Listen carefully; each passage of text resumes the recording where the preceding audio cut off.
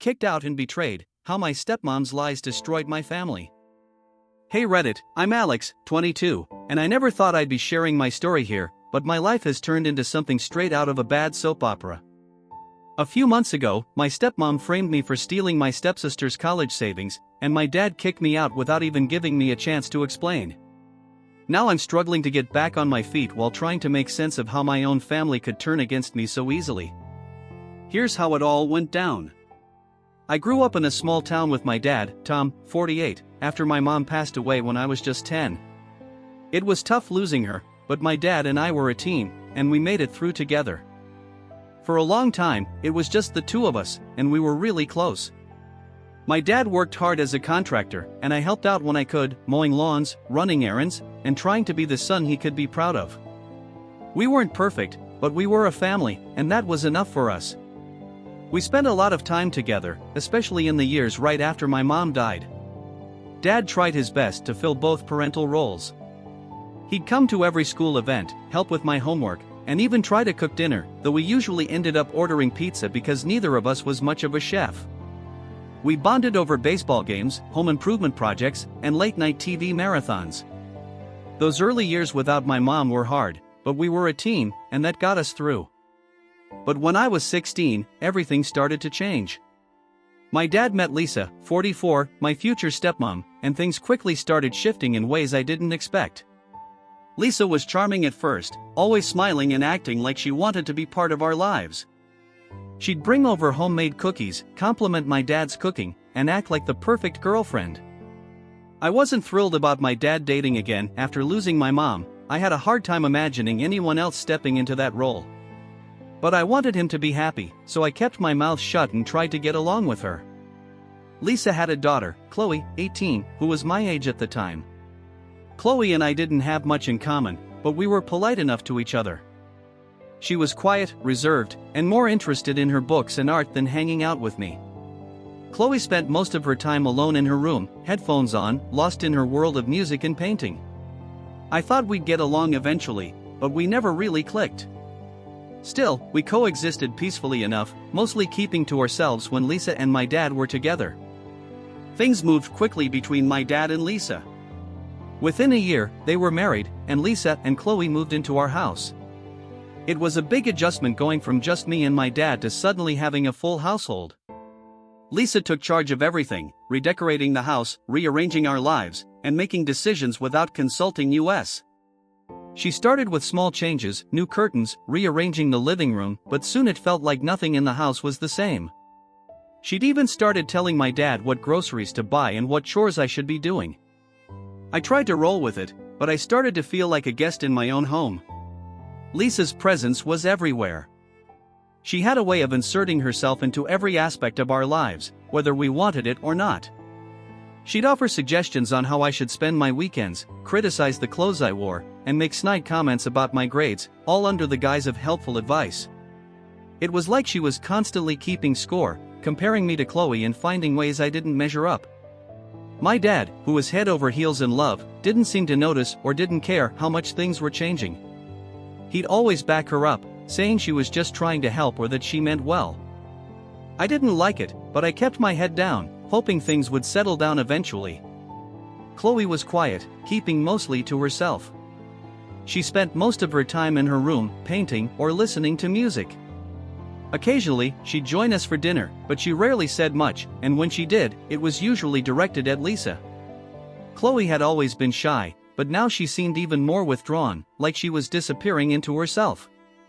I didn't mind. We were just two teenagers trying to navigate the awkwardness of our parents' marriage, and it was easier to keep our distance than to force a friendship that wasn't there.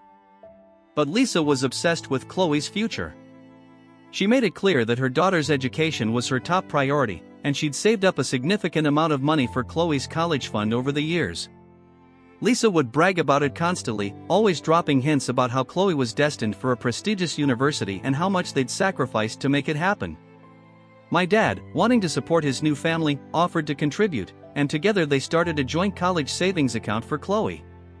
My dad had always been practical about money, and he didn't have much set aside for my education. He knew I wanted to go to trade school to become an electrician, and he figured I could handle it on my own. I didn't have any hard feelings about it, I had my own plans. I'd been saving up since I was 14, working part-time jobs and putting every dollar aside so I could go to trade school and eventually start my own business. I didn't need their help, and I didn't want to rely on them for anything. My plan was simple: finish high school, get my certification, and build a life for myself. I had no idea that Lisa's obsession with Chloe's future would end up costing me everything. The house never really felt like home after Lisa moved in. There were too many unspoken tensions, too many moments where it felt like I was stepping on eggshells just by existing. Lisa would make little comments that seemed harmless on the surface but always carried a sting, remarks about how Chloe was the real academic in the family or how some people needed to set their sights higher. My dad was happier, but I could see he was changing too, more stressed, more withdrawn, and always trying to keep the peace between Lisa and me. Every time I tried to talk to him about how I felt, he'd brush me off, saying I needed to give Lisa a chance, that she was just trying to find her place in our family.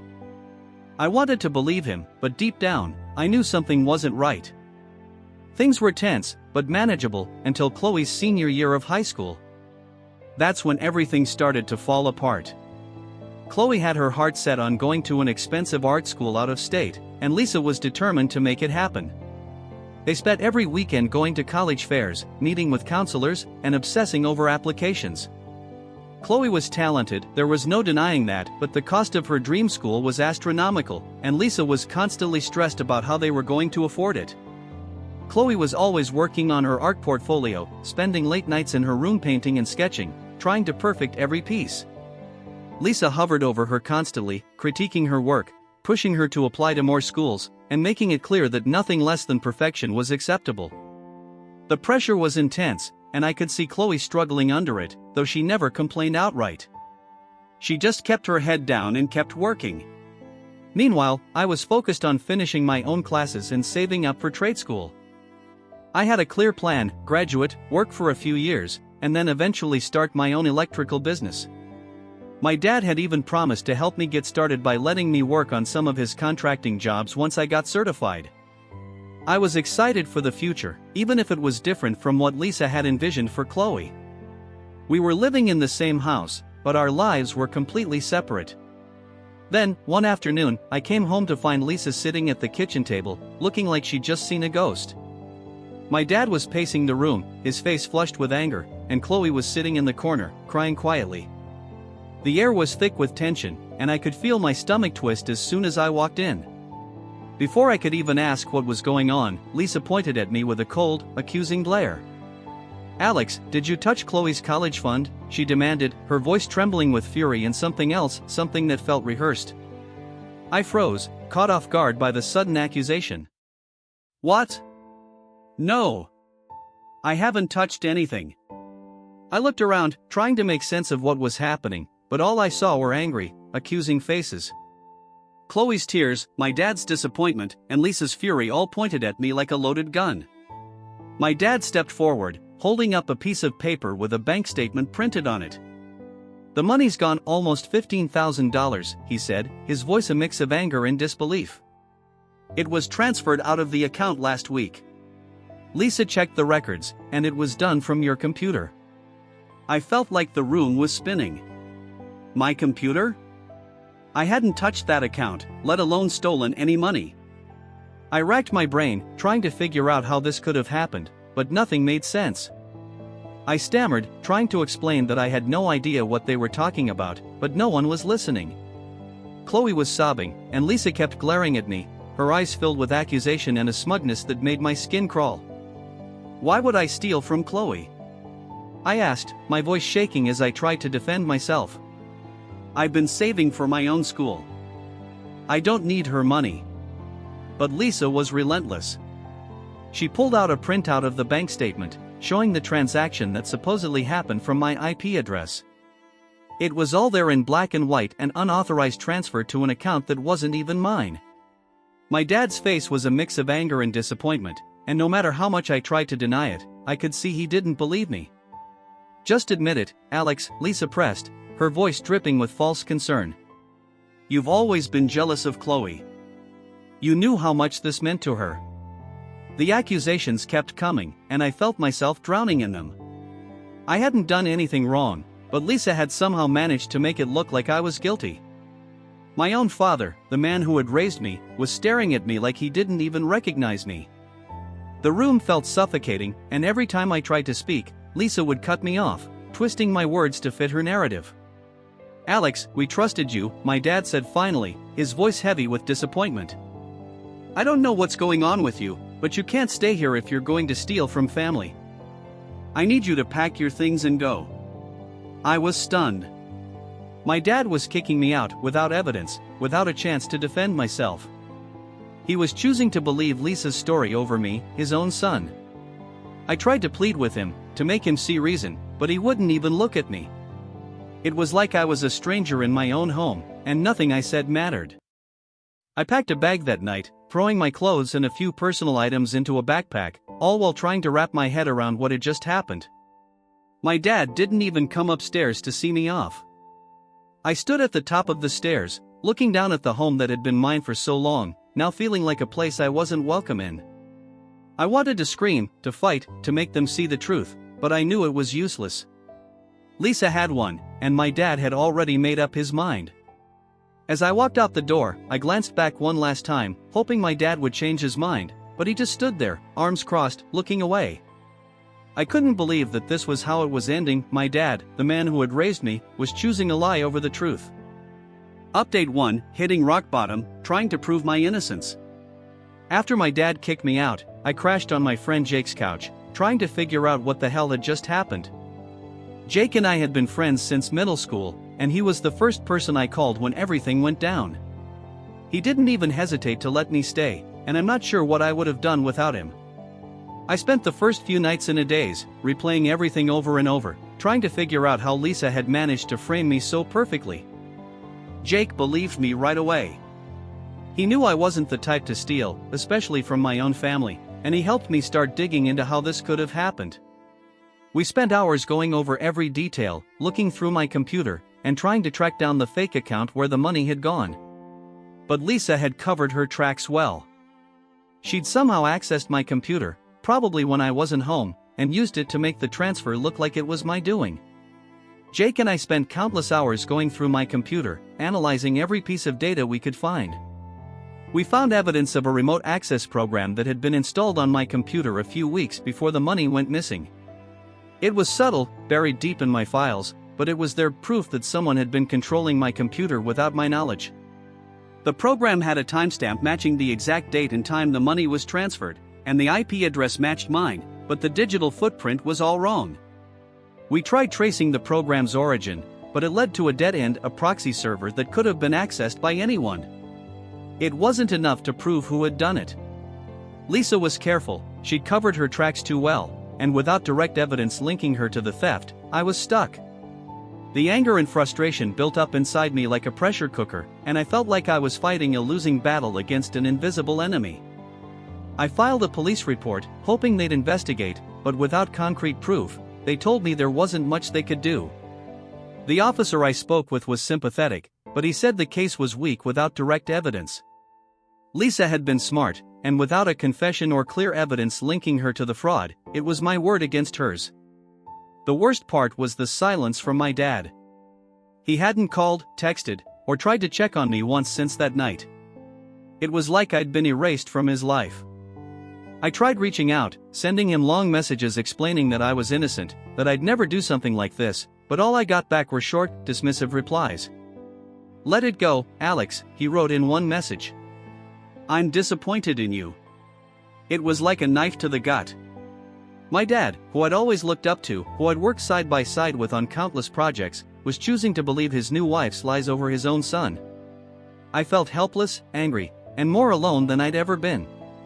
I kept trying to remind myself that I hadn't done anything wrong, but it was hard when the people I cared about most were treating me like a criminal. Jake was my lifeline through all of this. He'd let me stay on his couch for weeks, never once complaining or making me feel like a burden. He believed me when no one else did, and he pushed me to keep fighting, even when it felt hopeless. We'd spend late nights brainstorming ways to prove my innocence, digging through old emails, and trying to find any shred of evidence that would clear my name. But every lead came up empty, and I was left feeling more defeated each time. One night, after another failed attempt to track down the missing money, Jake looked at me and said, "You can't keep doing this to yourself, man. I know you're innocent, but you have to start thinking about your future. They're not going to come around on their own." I knew he was right. I'd been so focused on trying to make my dad see the truth that I'd put my own life on hold. I was stuck in this loop of anger and frustration, unable to move forward because I was so consumed with proving I wasn't guilty.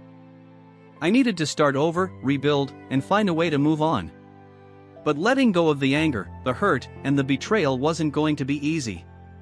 Jake helped me find a part-time job at a local construction site, working under the table to make some cash while I figured things out. The work was grueling, long hours, heavy lifting, and dealing with difficult foremen who treated me like dirt. But it was better than sitting around feeling sorry for myself. The physical labor gave me an outlet for my anger, and at the end of each day, I was too tired to think about what I'd lost. Update 2: Rebuilding my life, a new start. It's been about 3 months since my dad kicked me out, and I've finally managed to find a small place of my own. It's a rundown studio in a not-so-great part of town, but it's mine, and it feels like a step forward. I've been working full-time at the construction site, picking up as many hours as I can to save up and get back on my feet. It's hard work, but it's honest, and it keeps me busy enough that I don't have time to dwell on everything that happened. Living on my own has been an adjustment. The apartment is tiny, with peeling wallpaper, a leaky faucet, and a constant draft that makes winter nights unbearable. But it's my space, and I'm grateful to have it.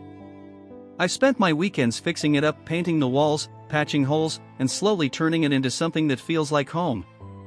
It's not much, but it's mine, and that's more than I could have hoped for a few months ago. My daily routine is simple but demanding. I wake up at 5 a.m., head to the construction site, and work long hours hauling materials, digging trenches, and doing whatever grunt work needs to be done. It's exhausting, but there's a strange comfort in the physical labor. It keeps my mind busy, my body tired, and leaves little room for the anger that still simmers inside me. The repetitive nature of the work, the hammering, lifting, and drilling, becomes almost meditative, a way to keep my mind off everything else.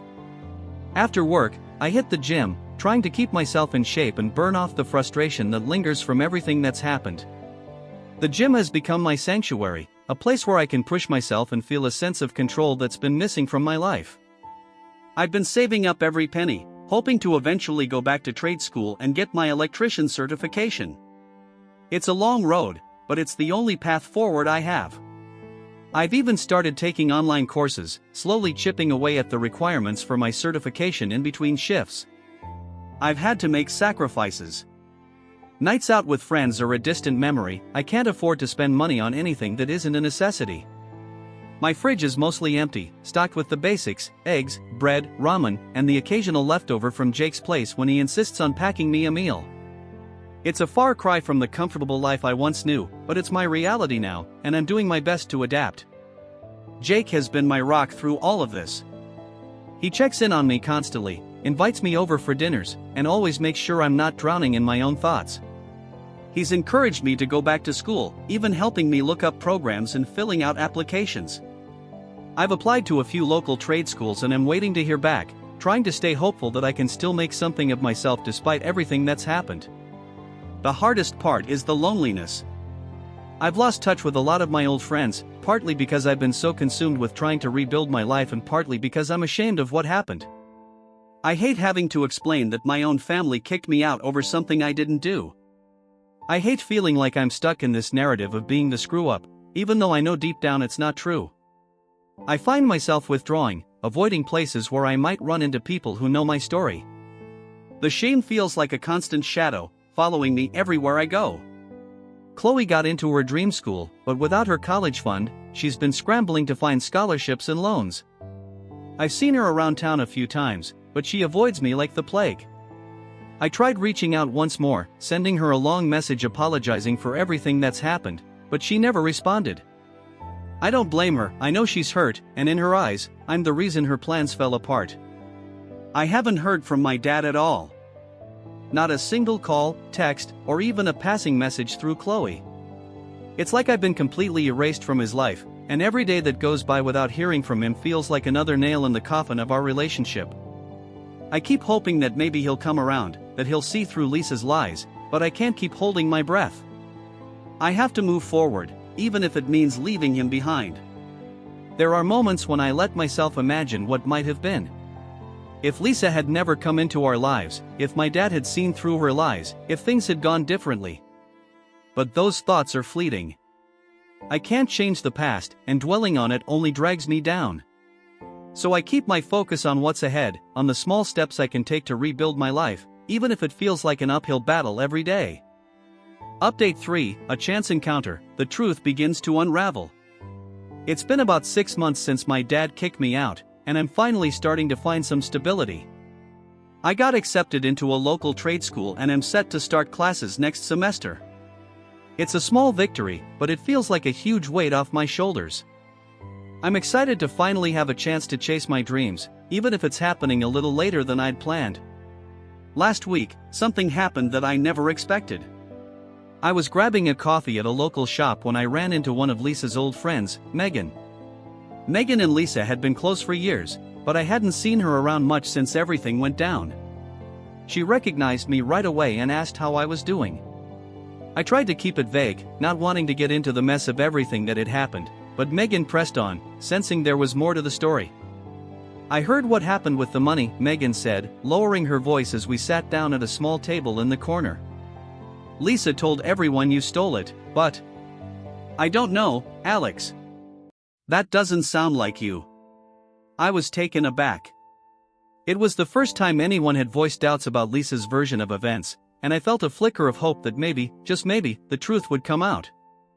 I didn't take anything, I said, my voice firm but filled with frustration. Lisa set me up. I don't know why, but she did. And now my dad won't even talk to me. Megan looked troubled, like she was piecing together a puzzle that had been bothering her for a while. You know, Lisa's always been good at manipulating people. I've seen her pull some shady stuff before, but I never thought she'd go this far. Megan went on to tell me stories about Lisa's past, how she'd lied to friends to get what she wanted, manipulated situations to her advantage, and always seemed to land on her feet, no matter how many people she stepped on along the way. She didn't have concrete evidence that Lisa had framed me, but hearing her suspicions validated my own made me feel a mix of relief and anger. I wasn't crazy. Lisa had manipulated my dad, Chloe, and everyone else into believing her lies, and no one had questioned it. Megan even hinted that Lisa might have been siphoning money from other sources over the years, though she couldn't prove it. The more she talked, the more I realized just how deep Lisa's deceit might go. I thanked Megan for the talk, and she gave me her number, telling me to call if I needed anything. As I walked back to my apartment, I felt a renewed sense of determination. Maybe I couldn't undo what had happened, but I wasn't going to let Lisa's lies define me. I was going to fight to get my life back, even if it meant doing it without my dad's support. I spent the next few weeks gathering everything I could, every scrap of evidence, every detail that pointed to Lisa's manipulation. I started talking to anyone who knew Lisa, trying to piece together a pattern of behavior that would prove she was capable of setting me up. It was exhausting, but it gave me a sense of purpose I hadn't felt in months. Jake was with me every step of the way, helping me organize everything we found and keeping me focused when I felt overwhelmed. We went over every document, every timeline, trying to build a case that would finally expose Lisa's lies. It was slow, tedious work, but it felt like progress. For the first time, I felt like I was taking control of my own narrative, reclaiming the parts of my life that Lisa had stolen from me. Final update, confronting the truth, a step toward healing. A few weeks after my conversation with Megan, I decided to take one last shot at clearing my name. I gathered everything I had, screenshots, emails, and the notes I'd made during my attempts to prove Lisa's involvement, and headed to my dad's house. I didn't know if he'd even let me in, but I had to try. When I knocked on the door, my dad answered, looking surprised and hesitant. He hadn't seen me in months, and I could tell he wasn't sure how to react. I asked if we could talk, and after a moment's hesitation, he stepped aside and let me in. It felt strange being back in the house I'd grown up in, surrounded by memories of better times. The living room looked different. Lisa's touch was everywhere, from the decor to the framed photos of her and Chloe that now dominated the walls. It was like my presence had been erased, replaced by their new life. I laid out everything in front of him, explaining how Lisa had accessed my computer, how the bank transfer didn't match my usual login patterns, and how Megan had confirmed Lisa's history of deceit. My dad listened quietly, his face a mix of confusion, anger, and something that looked like guilt. I could see the wheels turning as he processed everything, the cracks starting to show in the wall of denial he'd built around himself. "I don't know what to believe anymore," he finally said, his voice cracking with emotion. "I thought I was doing the right thing. I thought I was protecting Chloe." "You were protecting her from something that never happened," I said, trying to keep my voice steady. "Lisa lied, Dad.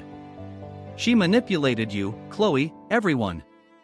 I didn't take that money. I've been fighting to prove my innocence while you turned your back on me." My dad's eyes filled with tears, and for the first time, I saw the depth of his regret. He looked at the evidence in front of him, his hands trembling slightly as he sifted through the documents. I don't know how I let this happen," he said quietly. "I was trying to keep the family together, and I ended up tearing it apart." "I never took that money, Dad," I said, fighting back tears. "I've lost everything because of this. I've lost you." He didn't have much to say after that, just sat there staring at the evidence, processing everything. I knew it would take time for him to come to terms with what had happened, but at least he was finally listening. Before I left, he hugged me, something he hadn't done in what felt like forever. It wasn't an apology, but it was a start. I'm still living in my small studio, working towards my trade certification, and rebuilding my life piece by piece.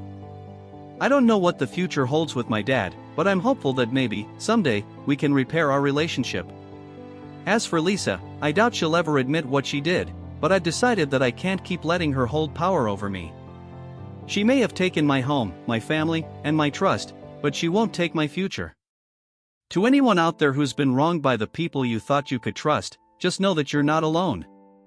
It's okay to stand up for yourself, to set boundaries, and to demand the truth. I'm learning to let go of the anger, to forgive, and to focus on what I can control. It's not easy, but every day, I'm taking another step toward healing. Thanks for reading and for being a part of my journey. I'm still fighting, still rebuilding, and still finding my way back to the person I want to be.